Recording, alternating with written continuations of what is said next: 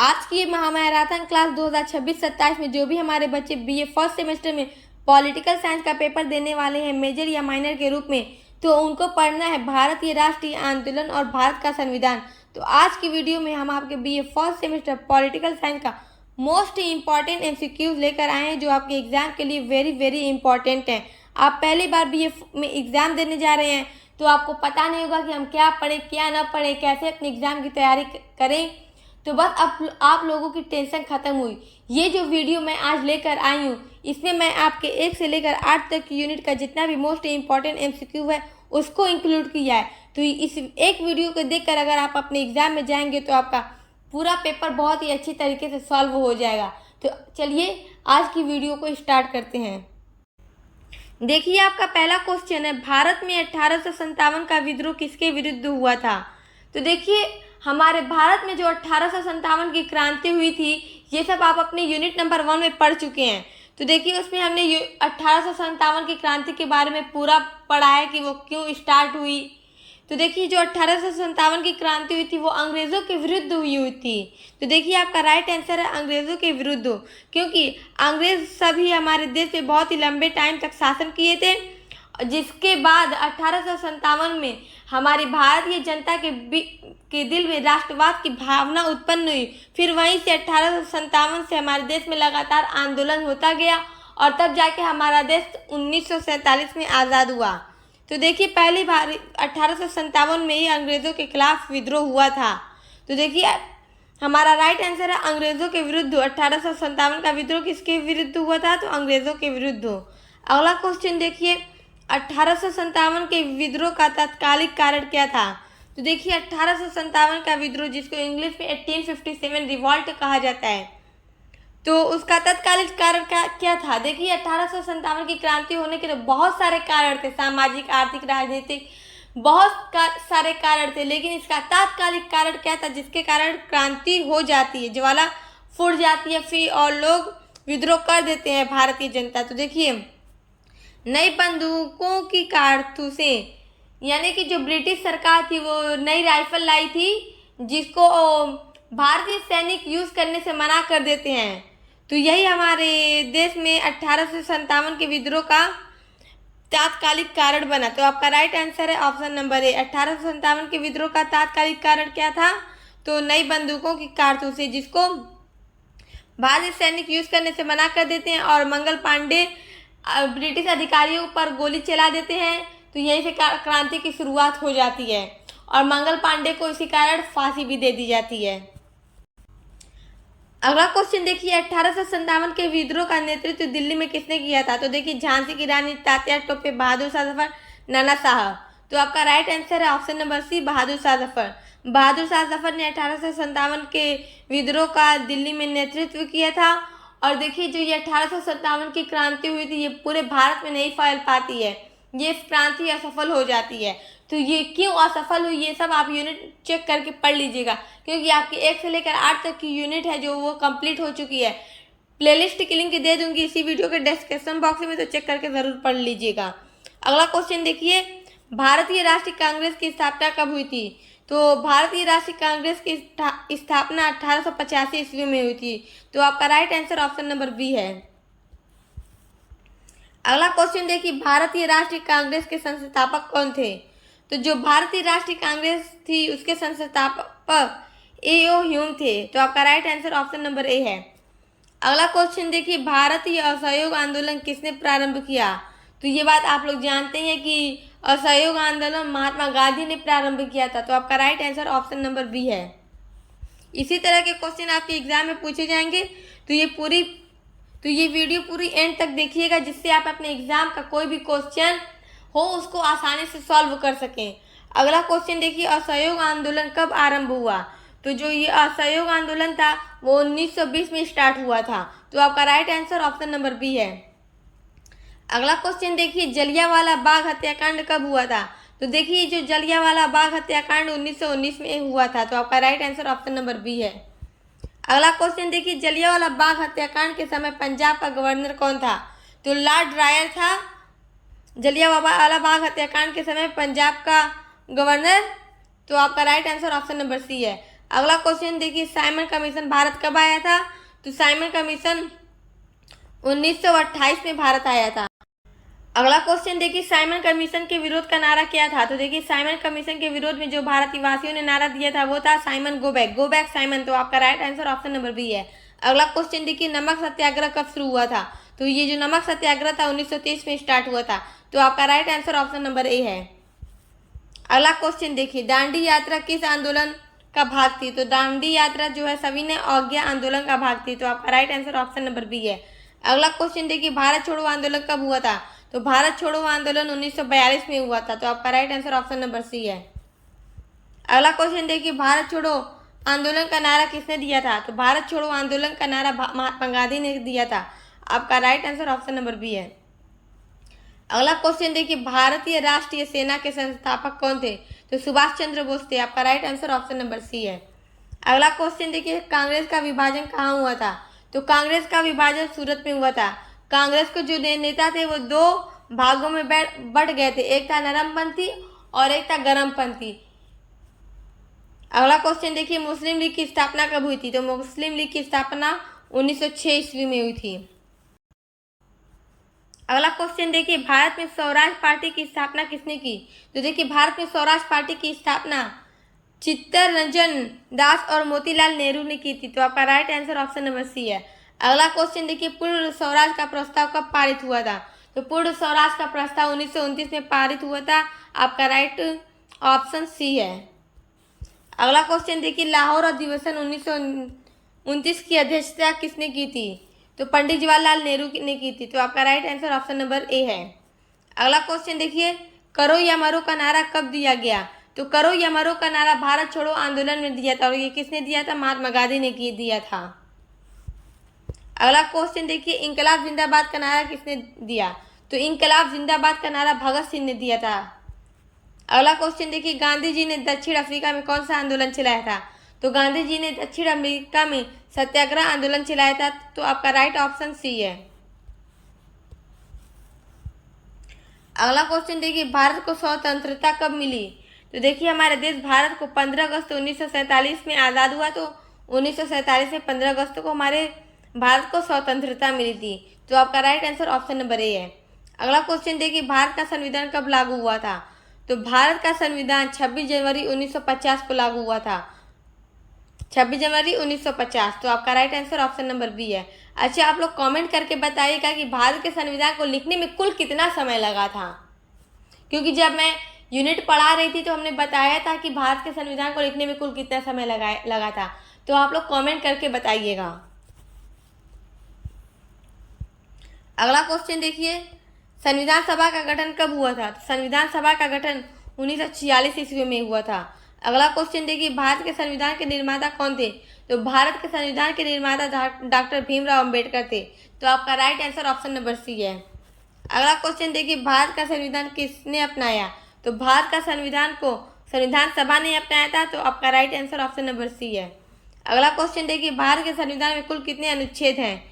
तो हमारे भारत के संविधान में वर्तमान समय में टोटल 448 अनुच्छेद है। तो आपका right answer option number A है। अगला क्वेश्चन देखिए, भारत के संविधान की प्रस्तावना में भारत को क्या कहा गया है? तो जो हमारे भारत का संविधान है उसकी प्रस्तावना में भारत को समाजवादी, धर्मनिरपेक्ष और लोकतांत्रिक गणराज्य कहा गया है। तो आपका right answer option number C है। अगला क्वेश्चन देखिए, भारत का सर्वोच्च न्यायालय कहाँ स्थित है? तो भारत का सर्वोच्च न्यायालय दिल्ली में स्थित है। तो आपका right answer option number A है। अगला क्वेश्चन देखिए, भारत के प्रथम राष्ट्रपति कौन थे? तो डॉक्टर राजेंद्र प्रसाद थे भारत के प्रथम राष्ट्रपति। आपका right answer option number C है। अगला क्वेश्चन देखिए, भारत के प्रथम प्रधानमंत्री कौन थे? तो प्रधानमंत्री जवाहरलाल नेहरू थे और प्रथम राष्ट्रपति डॉक्टर राजेंद्र प्रसाद थे। ये सब याद रखिएगा। अगला क्वेश्चन देखिए, संविधान का सबसे बड़ा भाग कौन सा है? तो जो हमारे संविधान है उसका सबसे बड़ा भाग केंद्र और राज्य के बीच संबंध का है। तो आपका right answer option number C है। अगला क्वेश्चन देखिए, संविधान के अनुसार भारत की राजभाषा क्या है? तो देखिए, संविधान के अनुसार भारत की राजभाषा हिंदी देवनागरी लिपि में है। तो आपका राइट आंसर बी है। अगला क्वेश्चन देखिए, संविधान की प्रस्तावना में जोड़े गए शब्द समाजवादी और धर्मनिरपेक्ष किस संशोधन से जुड़े हैं? तो देखिए, ये 42वें संशोधन जो 1976 ईस्वी में हुआ था, उससे जुड़े हैं। तो आपका राइट आंसर सी है, ऑप्शन नंबर सी। अगला क्वेश्चन देखिए, संविधान का हृदय और आत्मा किसे कहा जाता है? तो जब मैंने मौलिक अधिकार पढ़ाया था तो हमने बताया था कि हमारे संविधान का हृदय और आत्मा मौलिक अधिकार है। तो आपका right answer option number B है, मौलिक अधिकार। अगला क्वेश्चन देखिए, संविधान की प्रस्तावना में हम भारत के लोग से क्या अभिप्राय है? देखिए जो संविधान की प्रस्तावना, हमारे भारत के संविधान की प्रस्तावना में, उसमें हम भारत के लोग से क्या अभिप्राय है? तो हम भारत के लोग से अभिप्राय जनता सर्वोच्च है। आपका right answer option number C है।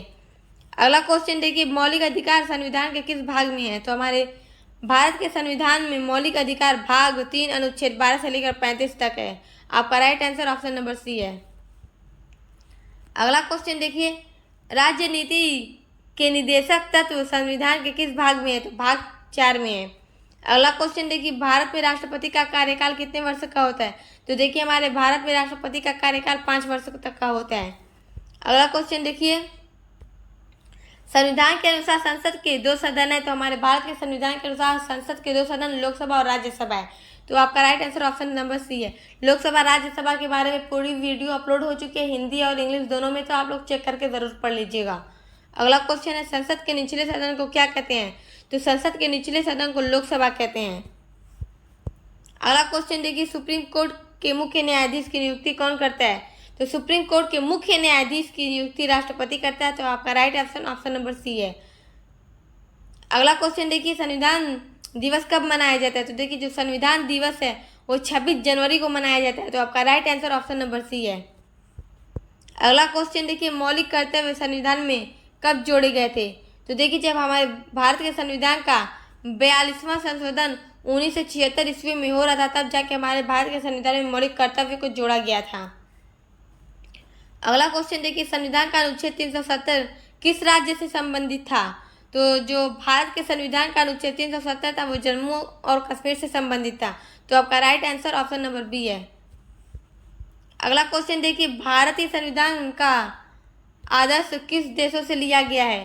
तो देखिए हमारे भारतीय संविधान का आदर्श अनेक देशों से लिया गया है, अमेरिका और ब्रिटेन, जापान और जर्मनी, फ्रांस और रूस, सभी से लिया गया है।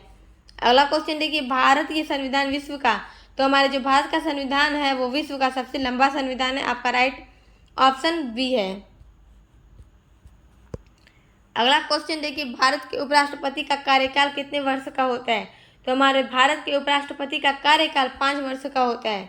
आपका right answer option number B है। अगला क्वेश्चन देखिए, भारत के उपराष्ट्रपति का चुनाव कौन करता है? तो देखिए भारत के उपराष्ट्रपति का चुनाव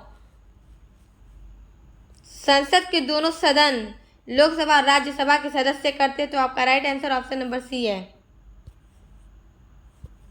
अगला क्वेश्चन देखिए, भारत के पहले उपराष्ट्रपति कौन थे? तो हमारे भारत के पहले उपराष्ट्रपति डॉक्टर सर्वपल्ली राधाकृष्णन थे। तो आपका right answer option number B है।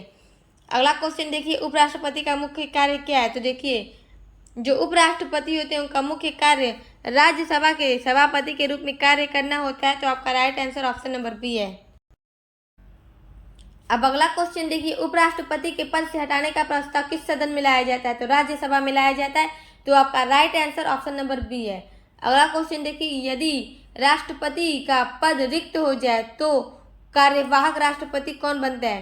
तो देखिए जब हमारे राष्ट्रपति का पद रिक्त हो जाए या किसी कारण राष्ट्रपति अपने पद पे न हो, तो उस टाइम जो भारत का उपराष्ट्रपति होता है वो राष्ट्रपति की जगह सारे कार्य करता है। तो आपका right answer option number B है। अगला क्वेश्चन देखिए, उपराष्ट्रपति का कार्यकाल पूरा होने के बाद पुनः चुने जा सकते हैं या नहीं? यानी कोई व्यक्ति उपराष्ट्रपति है और उसका कार्यकाल पूरा हो गया तो क्या वो फिर से चुने जा सकते हैं? तो आपका राइट आंसर है ऑप्शन नंबर बी, हाँ वो फिर से चुने जा सकते हैं। अगला क्वेश्चन है, राज्यसभा में उपराष्ट्रपति का पद क्या कहलाता है?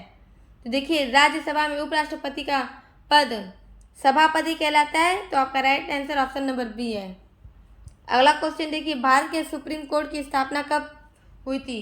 तो देखिए भारत के सुप्रीम कोर्ट की स्थापना 1950 ईस्वी में हुई थी।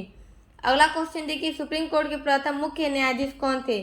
तो सुप्रीम कोर्ट के प्रथम मुख्य न्यायाधीश जस्टिस हरिलाल जे कनिया थे। तो आपका right answer option number A है। अगला क्वेश्चन देखिए, सुप्रीम कोर्ट में न्यायाधीशों की नियुक्ति कौन करता है? तो सुप्रीम कोर्ट में न्यायाधीशों की नियुक्ति राष्ट्रपति करता है, तो आपका right answer option number B है। अगला क्वेश्चन देखिए, सुप्रीम कोर्ट में न्यायाधीश की सेवानिवृत्ति आयु क्या है? तो 65 वर्ष है। आपका right answer option number C है। अगला क्वेश्चन देखिए, सुप्रीम कोर्ट का मुख्य कार्य क्या है? तो जो सुप्रीम कोर्ट है उसका मुख्य कार्य न्याय प्रदान करना है, तो आपका right answer option number B है। अगला क्वेश्चन देखिए, संविधान का कौन सा अनुच्छेद सर्वोच्च न्यायालय से संबंधित है? देखिए, अनुच्छेद 124 से 147 तक जितने भी अनुच्छेद हैं वो सर्वोच्च न्यायालय से संबंधित है, तो आपका right answer option number B है। अगला क्वेश्चन देखिए, सर्वोच्च न्यायालय भारत का किस प्रकार का न्यायालय है? तो जो सर्वोच्च न्यायालय वो भारत का सर्वोच्च एवं अपीली दोनों प्रकार का न्यायालय, तो आपका right answer option number C है। अगला क्वेश्चन देखिए, संविधान की रक्षा कौन करता है? तो संविधान की रक्षा सर्वोच्च न्यायालय करता है। आपका right answer option number C है। अगला क्वेश्चन देखिए, सुप्रीम कोर्ट का निर्णय क्या होता है? अंतिम होता है जो सुप्रीम कोर्ट का निर्णय होता है, तो आपका right answer option number A है। अगला क्वेश्चन देखिए, भारत का सबसे पुराना उच्च न्यायालय कौन सा है? तो भारत का सबसे पुराना उच्च न्यायालय कलकत्ता उच्च न्यायालय है, तो आपका right answer option number C है। अगला क्वेश्चन देखिए, उच्च न्यायालय के न्यायाधीश की सेवानिवृत्ति आयु कितनी होती है? तो देखिए, अब उच्च न्यायालय के न्यायाधीश की सेवानिवृत्ति आयु कितनी होती है? तो 62 वर्ष होती है। अगला क्वेश्चन देखिए, उच्च न्यायालय के मुख्य न्यायाधीश की नियुक्ति कौन करता है?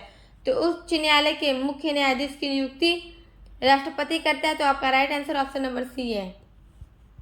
अगला क्वेश्चन देखिए, उच्च न्यायालय का अधिकार क्षेत्र कितना है? तो देखिए, जो उच्च न्यायालय होता है उसका अधिकार क्षेत्र केवल राज्य तक ही सीमित होता है, तो आपका right answer option number A है। अगला क्वेश्चन देखिए, उच्च न्यायालय का मुख्य कार्य क्या है? तो जो उच्च न्यायालय है उसका मुख्य कार्य न्याय प्रदान करना है। अगला क्वेश्चन देखिए, एक ही उच्च न्यायालय कितने राज्यों के लिए कार्य कर सकता है? यानी कोई भी एक उच्च न्यायालय है तो वो वही उच्च न्यायालय एक से अधिक राज्य का उच्च न्यायालय हो सकता है, यानी कॉमन हाई कोर्ट। तो दो या दो से अधिक राज्यों का एक ही उच्च न्यायालय हो सकता है, तो आपका right answer option number B है। अगला क्वेश्चन देखिए, उच्च न्यायालय के निर्णय के विरुद्ध अपील कहाँ की जा सकती है? तो सुप्रीम कोर्ट में ही की जा सकती है, तो सर्वोच्च न्यायालय के पास। आपका right answer option number C है। अब अगला मोस्ट इंपॉर्टेंट क्वेश्चन देखिए, भारत संविधान का आधार किस दस्तावेज पर है? तो आपका right answer option number B है, भारतीय सरकार अधिनियम 1935। देखिए, ये एक बहुत ही बड़ा अधिनियम था क्योंकि इसमें ब्रिटिश सरकार ने पूरा अपनी योजना बना ली थी कि उसको पूरी तरह से भारत पे शासन करना है, तो ये बहुत ही बड़ा लंबा चौड़ा अधिनियम था, तो आपका right answer option number B है। अगला क्वेश्चन देखिए, 1773 का रेगुलेटिंग एक्ट किस उद्देश्य से लाया गया था? तो इसका उद्देश्य था ईस्ट इंडिया कंपनी के शासन को नियंत्रित करना। आपका right answer option number B है। अगला क्वेश्चन देखिए, 1858 के भारत सरकार अधिनियम के अंतर्गत भारत का शासन किसके अधीन हुआ? तो देखिए, 1858 के भारत शासन अधिनियम के अंतर्गत जो भारत का शासन था वो क्राउन यानी ब्रिटिश सरकार के अधीन हो गया, तो आपका right answer option number B है। देखिए, जो 1857 की क्रांति हुई थी उसी का परिणाम ये निकला था कि 1858 में जो ब्रिटिश ईस्ट इंडिया कंपनी थी वो अब भारत पे शासन नहीं करेगी, अब भारत पे सीधे तरीके से शासन ब्रिटिश सरकार करेगी, तो आपका right answer option number B है। अगला क्वेश्चन देखिए, भारतीय राष्ट्रीय कांग्रेस की स्थापना किस वर्ष हुई थी? तो 1885 ईस्वी में हुई थी। अगला क्वेश्चन देखिए, मॉन्टेग्यू चेम्सफोर्ड सुधार किस वर्ष लागू किया गया था? तो 1919 में लागू किया गया था। अगला क्वेश्चन देखिए, भारतीय सरकार अधिनियम 1935 के अंतर्गत क्या विशेष प्रावधान था? तो इसमें विशेष प्रावधान ये था कि संघ शासन प्रणाली, तो आपका right answer option number A है। इन सब पे वीडियोस अपलोड हो चुकी है, आपके यूनिट नंबर 2 में चेक करके ज़रूर पढ़ लीजिएगा। अगला क्वेश्चन देखिए, भारत के लिए संविधान सभा की स्थापना कब हुई? तो देखिए, भारत के लिए संविधान सभा की स्थापना 1946 ईस्वी में हुई थी। देखिए, जब संविधान सभा बनी तभी जाके हमारे देश का संविधान तैयार हुआ, तो 1946 ईस्वी में संविधान सभा की स्थापना हुई। अगला क्वेश्चन देखिए, संविधान सभा के अध्यक्ष कौन थे? तो संविधान सभा के अध्यक्ष डॉक्टर राजेंद्र प्रसाद थे। आपका right answer option number B है। अब अगला क्वेश्चन देखिए, राज्यपाल किसका प्रतिनिधि होता है? तो जो राज्यपाल है वो राष्ट्रपति का प्रतिनिधि होता है, तो आपका right answer option number C है। इन सब पे वीडियोस बनी है, आप लोग चेक करके ज़रूर पढ़ लीजिएगा। अगर आप अपनी 1 से लेकर 8 तक की यूनिट को पढ़े रहेंगे तो आपका कोई भी MCQ आएगा पेपर में आप उसको आसानी से सॉल्व कर लेंगे, क्योंकि एमसीक्यू याद करने की बेस्ट ट्रिक यही है कि आप पूरी 1 से लेकर 8 तक की यूनिट को पढ़ लीजिए। फिर भले ही आप मॉडल पेपर एमसीक्यू की वीडियोस देखें या ना देखें, लेकिन अगर आप यूनिट को पढ़े रहेंगे तो आप एमसीक्यू को आसानी से सॉल्व कर सकेंगे। अब अगला क्वेश्चन देखिए, राज्यपाल का कार्यकाल कितने वर्षों का होता है? तो जो राज्यपाल होते हैं उनका कार्यकाल 5 वर्षों तक का होता है। अगला क्वेश्चन देखिए, राज्यपाल की नियुक्ति कौन करता है? तो राज्यपाल की नियुक्ति राष्ट्रपति करता है। अगला क्वेश्चन देखिए, राज्यपाल की न्यूनतम आयु कितनी होनी चाहिए? तो राज्यपाल की न्यूनतम आयु 35 वर्ष होनी चाहिए। अगला क्वेश्चन देखिए, मुख्यमंत्री किसके द्वारा नियुक्त किया जाता है? तो राज्यपाल के द्वारा नियुक्त किया जाता है। तो आपका राइट आंसर ऑप्शन। अब अगला क्वेश्चन देखिए, राज्य में वास्तविक कार्यकारी शक्ति किसके पास होती है? तो देखिए, जो स्टेट लेवल पे होती है ना सरकार, मतलब उसकी वास्तविक कार्यकारी शक्ति मुख्यमंत्री और मंत्रिपरिषद के पास होती है। तो आपका right answer option number B है। अगला क्वेश्चन देखिए, राज्यपाल की शपथ कौन दिलाता है? तो जो राज्यपाल बनते हैं उनको शपथ उसी स्टेट के उच्च न्यायालय के मुख्य न्यायाधीश दिलाते हैं। तो आपका right answer option number C है। उस राज्य के उच्च न्यायालय के मुख्य न्यायाधीश राज्यपाल को शपथ दिलाते हैं। अगला क्वेश्चन देखिए, मुख्यमंत्री की जिम्मेदारी किसके प्रति होती है? जो मुख्यमंत्री होती है उनकी जिम्मेदारी विधानसभा के प्रति होती है। तो आपका right answer option number B. आपका लास्ट क्वेश्चन है, राज्यपाल को पद से हटाने का अधिकार किसके पास होता है? तो देखिए, राज्यपाल को पद से हटाने का अधिकार राष्ट्रपति के पास होता है। तो आपका right answer option number B है। तो आज की वीडियो में मैंने आपके 1 से लेकर 8 तक की यूनिट का मोस्ट इंपॉर्टेंट एमसीक्यूज बताया है। तो ये वीडियो आप लोग बहुत अच्छी से तैयार कर लीजिएगा। और भी बहुत सारी वीडियोज़ आपके BA first semester political science पे आएगी, उन सबको भी चेक करके ज़रूर पढ़ लीजिएगा, जिससे आप अपने पेपर को आसानी से अच्छी तरीके से सॉल्व कर सकें। अब मिलते हैं अगली वीडियो।